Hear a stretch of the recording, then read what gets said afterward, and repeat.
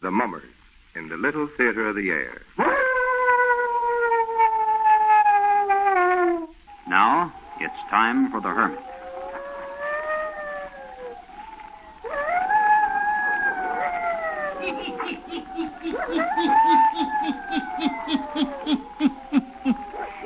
Ghost stories. Weird stories. And murders, too.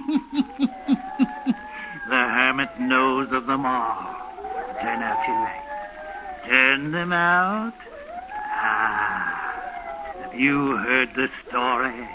It happened on Sunday. Eh? Then listen while the Hermit tells you the story.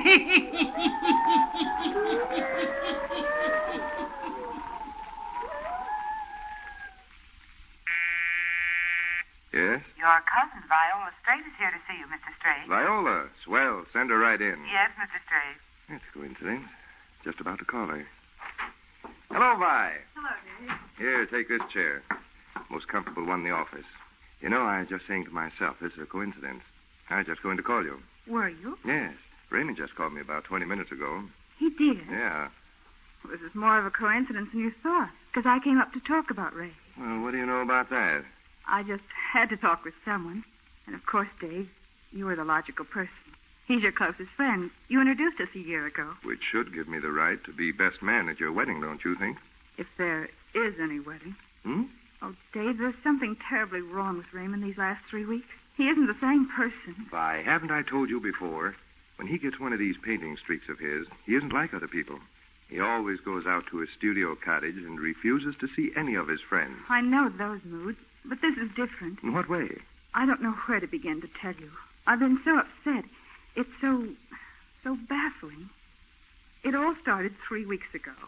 Monday night, Ray and I were having dinner at Meadow Lane Inn. You know that place, about 4 miles from his cottage? Oh, sure. Well, we'd driven out to the cottage in the afternoon. Ray was going to pick up some canvases he had out there. The housekeeper... Mrs. Orion, you mean? Yes. Well, she and her husband hadn't expected Ray to call that day, and they were house cleaning. Mm-hmm. So I didn't go into the living room. I stood in the hallway, and I heard Ray tell Mrs. Orion to burn that big oil painting he made of his wife, just a few months before she died. You heard him tell her to burn it? Yes. He said it upset him so every time he came out and looked at it. He didn't mention it when we got in the car and drove to the inn. Then, while we were eating, he scarcely spoke to me. So while we were having our coffee, I decided to break the silence. I overheard what you said to your housekeeper while we were at the cottage. I wasn't supposed to, I know. What are you referring to, Vi? About burning that lovely painting. Oh, I see. You weren't going to do it because of me, because you thought it might annoy me? No. Then why destroy it, Ray? I think it's best. Miriam belongs to a dead past. You can't kill memories. No, that's true. Ray, I don't know how to say this exactly, but perhaps you shouldn't marry me in August. Maybe you aren't ready to marry anyone yet. After all, it'll only be 3 years this month. I know how much you mourned, how much you loved her. Vi, let's not talk about it anymore. Our plans are all made. Believe me, it's best for you to forget all that you heard me say to Mrs. Orion. Please, let's not mention it again. Naturally, I said nothing more. But from that night, Raymond seemed to change. Evenings when we've gone out, he's silent, almost morose. He doesn't seem to be aware that I'm in his presence. Then, Monday of this week, he called to say he was going out to the cottage. But he didn't say when he would see me again. He didn't invite me to drive out there. It was almost as if he was saying goodbye for good. That's strange. You say he just called you? Yes. Did he have anything to say about him and me? No, he didn't, Vi. But he was very upset. He asked me how busy I was. And then he said, Dave, you've got to come out here no matter how busy you are. I want you to come out and stay the rest of the week. What can be the matter? I don't know. Isn't like Ray, I'll admit. Are you going out? Tomorrow. Told him I had some work that I couldn't leave until tomorrow afternoon. Oh. I'll tell you what. Tomorrow's Friday. You can drive out Saturday afternoon. Oh, but Dave, if he doesn't want me to be... Oh, nonsense. You come out. I won't tell him. We'll rig up a surprise party. Whatever's eating him, you'll get it off his chest Friday night. By the time you get there, he'll be straightened around. I hope so. Will you come? Yes, if you think it's all right. I don't have to tell you how much I think of Ray. I'll do anything to help him. And although it would break my heart if he's decided it's best for him not to marry me, I'll respect his wishes. Forget that angle. He loved Miriam very much, didn't he? None of us saw anything of her or Ray while she lived, but I suppose he did. You know it. He never left her side. He allowed her to stay in the cottage while he painted. They were inseparable companions for 7 years. You can't forget anything like that in 3. No. Why did I have to meet him? Why did I have to fall in love with him? Vi, you're creating unnecessary mountains. Now, I don't know what's wrong, but I know it isn't anything to fret about. So stop worrying and come out Saturday afternoon ready to have a good time. You'll see. Everything will be straightened out. Well, Mrs. Orion, it's nice to see you again. I'm glad to see you, Mr. Strange. Now, where's this guy who dragged me away from a busy office on Friday afternoon? He's up in the studio. He said to tell you when you're painting to come right up there. Fine. I thought when he called me yesterday that he might be ill. Oh, no, Mr. Strange. It's not any physical illness he's got. It's something mental. So, just exactly what do you mean? I can't say any more. I shouldn't have said what I have. But if you're his friend, Mr. Straight, you'll urge him to get away from the cottage this weekend. Well, how... Now, please don't ask me any questions, Mr. Straight. I can't say another thing. And don't mention to him what I have said. No, of course not. Just remember, Mr. Putnam isn't himself, not at all. And he needs you. He needs your help and friendship. He has both, Mrs. Orion. You know how I feel about him. At times, it seems like he's my son. I've taken care of him ever since his parents died all these years since. I know how you feel. And yet I'm just his housekeeper. I have to remember that. Now, shall I take you up to the studio? No, thanks. I'll burst in and surprise him. See you later, Mrs. Orion. Believe me, I'm looking forward to one of your good dinners.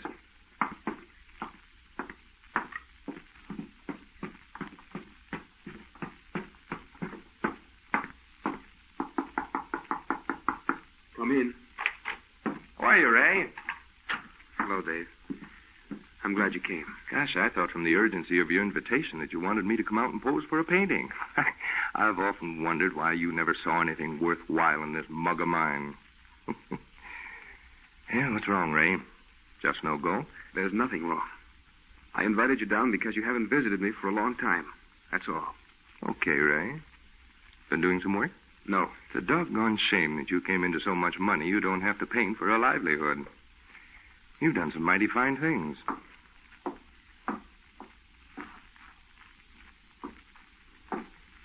Now, listen, you can't walk the floor this way and still insist there's nothing wrong. Well, why keep it all to yourself? Why not get it off your chest? You invited me down here for a purpose. Look, we've been friends for years. I'm the logical person for you to confide in. Now, come on, stop walking this room like a lion in a cage. Listen to me. Is it Vi? Have you found you don't care for her? No. Is it something about your health? No. Well, then it can't be anything very serious. If you're my friend, don't ask me any more questions. If you want to know why I invited you down here, it's because I don't want to be alone. I want you here. Your wish is granted. Now, what do you say we have a stroll around the grounds, and then urge Mrs. Orion to serve dinner early, Come start. Dave, we can't leave the studio. You've got to eat here with me. We'll sleep here tonight. You see, I've had Mrs. Orion bring 2 cots in here. You've got to stay right here in this room with me. Now, wait, don't ask me why. Just give in to this whim of mine, or whatever you want to call it. You have me baffled, I'll admit. Maybe someday I can explain. If I ever do, then remember this episode is between you and me, never to be mentioned to anyone else. Now, let's settle down.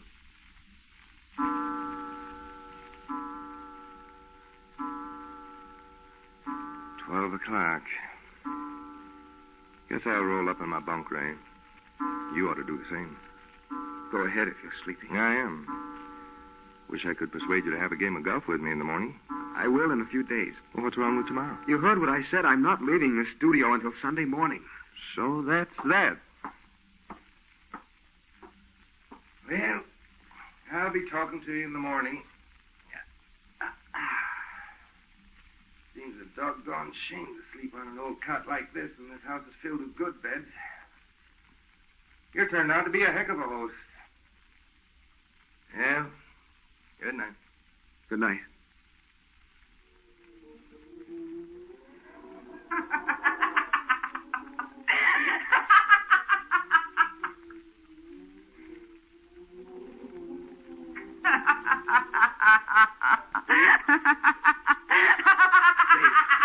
Dave. Dave. Did you hear it? Someone laughing. Someone laughing as if they were right outside the windows of the studio. No one can get in these windows. They're all locked. Hey, what is this? As if anyone would put up a fireman's ladder to try to climb in this third-floor studio. You don't know what you're talking about. Well, I hope you do. Maybe you're expecting someone to drop in through the skylight. Listen. Did you hear it? Oh, sure. Someone at the door. Well, get on my robe before you let them in. What? No one here. You heard the knocking on the door, but you see there's no one here. Mrs. Orion was right. What she told me is true. She came back last year at the same time and the year before. She won't rest in her grave. Mrs. Orion was right. She does come back. Now, this business has to be cleared up once and for all. Here, Mrs. Orion, you sit here in this chair. Thank you, Mr. Street. Pete, supposing you sit here. Sure. Hate to get you two good folks out of your beds at 1 o'clock in the morning, but I want this crazy business cleared up. My wife and I don't mind, Mr. Straight. Oh, we don't mind at all. Anything we can do to help Mr. Putnam. There's nothing anyone can do. I want the whole of this story. Now, Mrs. Orion, Ray tells me that for the past 2 years since Miriam died, that you people think she has walked about in this house each year on the eve of the night she died. Oh, yes, Mr. Straight. Pete and I heard the walking up in the studio. We heard something, all right. Got up to investigate, but we didn't see anybody. Of course you didn't. You know that there's no possibility of such a thing being true. Mrs. Orion, just this afternoon you told me how much you thought of Ray. Well, if that's so, why in thunder would you tell him such yarns? He made me tell him. I didn't want to. I tried to convince myself there wasn't anything to it. But we did hear walking up in the studio, and we heard her laughing just like she used to do. Mr. Putnam, he made me listen on the night last year and the year before and report to him. Ray, what made you think Miriam's spirit would come back to haunt this house? Because she said she would, just before she died. Well, of all that... Now, come on. Suppose you tell me the whole of this wild tale, You might as well know it all, Mrs. Orion. Well, that's what I say. I was a coward. I stayed away from the cottage last year and the year before at this time. These days are the anniversary of her death. I was afraid of a threat. Well, go on, Ray. No one but Pete and Mrs. Orion knew what Miriam was like. She was insane, Dave, but I never let anyone know it. I never let her out of my sight. What I'm saying is true, isn't it, Mrs. Orion? Oh, the poor boy put up with more than anyone will ever know. She used to stand here in the studio when I'd be painting and laugh, just as she did tonight. Creep up behind me as I worked.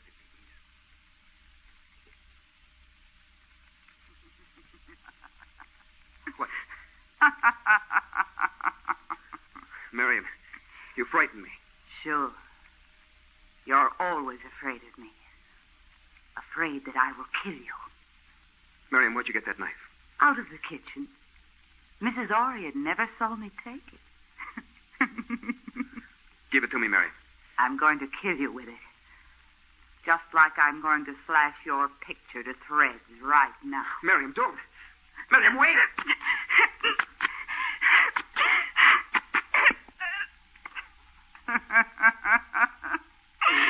Your horrible old pictures. No one wants to buy them. None of them are any good. None of them are any good. Why don't you paint me? You paint everything and everybody but me. You don't paint me because you want to spite me. I know it. I'd intended to paint her for a long time. I tried to, but she wouldn't sit for me. And when she did, it was always to annoy me. She'd sit and grimace, laugh. I should have put her in an institution, but I couldn't bear the thought of that. She was beautiful, frail. I was afraid of the treatment they might give her. so I kept her near me all the time. Mrs. Orion and Pete were frightened, but they stayed on for my sake. Finally, I decided to paint Miriam even though she wouldn't sit for me. This seemed to mollify her somewhat. Oh, she was much easier to handle those last few months. Almost friendly-like. That was because she was growing weaker, though we didn't know it. You see, I had never called in a doctor for fear he would judge her insane. And then that last night, as Mrs. Orion and I stood by her bed, she raised up, looked at me wildly. I'll come back every year at this same time. Do you understand what I say? I'll come back every year until I have my revenge. We heard what she said, Mr. Straight. But I told Mr. Putnam not to worry over it none. She was always saying crazy things. I did forget it for a little time after she was gone. But 2 years ago, and then last year, as the time of the anniversary of her death drew near, her threat bothered me. I wouldn't come near the studio. Pete and Mrs. Orion watched for me. They heard her. And then this year I realized that I couldn't marry Vi until I was sure in my own mind. Until I'd stayed here myself. And then tonight I did hear her laugh. It was as distinct as if she were alive. So there's only one thing to do. Tomorrow at midnight, if I hear a knock at this door, even though I see no one, I'll use my revolver. I'll fire at her unseen spirit standing at the door of this studio.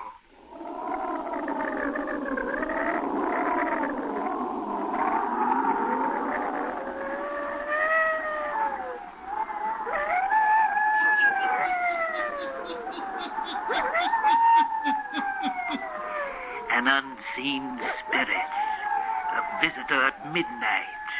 Will she return again? Will she make a threat come true?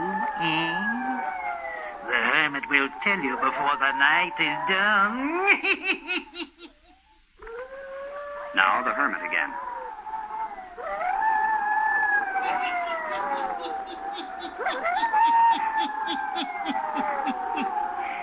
It is nearing the hour of midnight. Again, Ray Putnam and his friends sit in the studio. This time, both are alert, listening for any sound they may hear.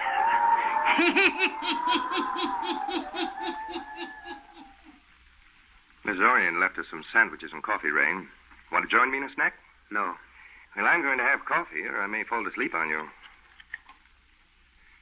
Stays piping hot in this thermos jug. Good cup of coffee is just what you need. No, nothing. You know, it's a strange thing to me how you can be taken in by all this nonsense. You aren't going to hear anything tonight or any night. You forget that I did last night. Oh, you listened so hard last night you had to hear anything your mind created. Didn't you hear someone knock? You had me believing almost anything. I feel so darn silly. As if we were playing a game of cops and robbers. You sitting here with that gun. Both of us waiting for a spirit to make an appearance. Here I was planning on having a swell weekend. I told Vi to come out today, but with things as they are, I decided it was best to call her and tell her not to come. Better have some of this coffee. Dave. Yeah. Look at that rocking chair. The one Miriam always sat in. It's moving. See it? Rocking back and forth. Oh, what's funny about that? I've seen chairs rock by themselves lots of times. Wind catches them. Miriam's sitting in that chair. I see her. She's sitting in the rocker. Oh, get a hold of yourself. There isn't anyone there. Stop that laughing. I'll end that insane laughter of yours forever. Wait! You're the one who's insane? There's no one sitting in that chair.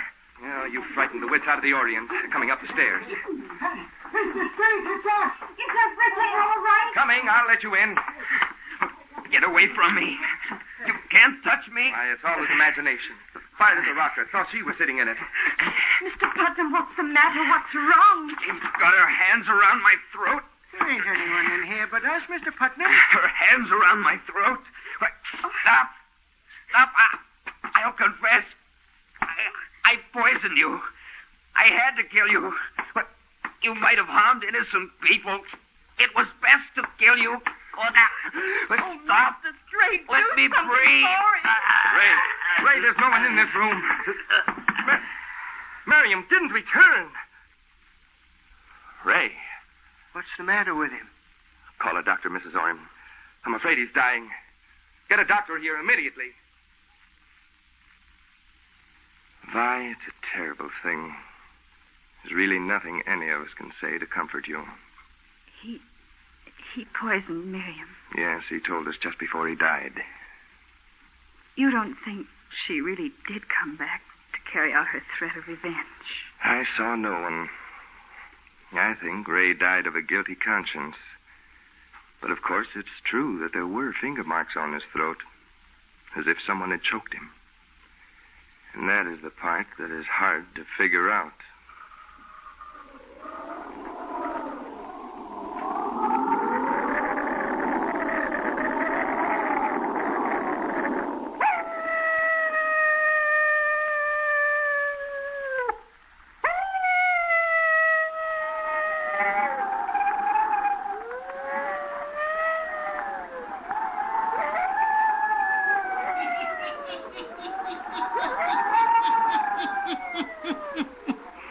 It happened on Sunday night.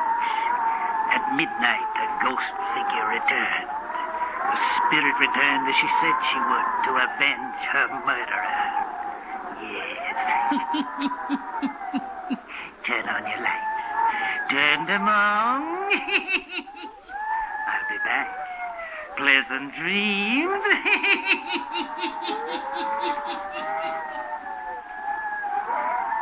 All characters, places, and occurrences mentioned in the Hermit's Cave are fictitious, and similarity to persons, places, or occurrences is purely accidental.